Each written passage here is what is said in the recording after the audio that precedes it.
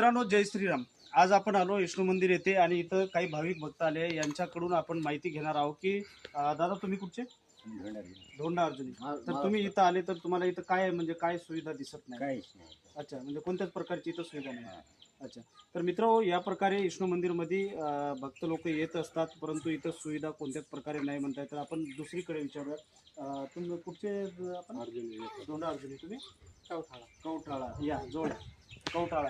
हे दादा आलेत कवठाळ्याहून. तर हा मंदिराचं काम झाला, पण ती काही जुनी वास्तू आहे. अच्छा, त्याचं बांधकाम अजून झालेलं नाही. म्हणजे यांचं म्हणणं असं आहे की जुनं वास्तू जे आहे त्यांचं बांधकाम बांधकाम झालंय. जे जुनं आहे वास्तू आपले, जे जुनं वास्तू आहे म्हणजे ते झालं नाही, म्हणजे व्हायचं आहे. तर म्हणजे ते एक व्हावं असं त्यांचं म्हणणं आहे. तर आपण काकबनचे हे काकबन. तर इथं कोणत्याच प्रकारचं सुविधा नाही असं आपण बघत आहात. इथं जनता वगैरे सगळं आहे आणि आपण पुजारी पाटील या सगळ्यांसोबत आपण बोलणं झालं. महाराज आपण गट्टेपल्लीहून सुद्धा आले आहेत. तर आपल्याला काय वाटतं, इथं काही विकास झाला आहे का विष्णू मंदिरमध्ये?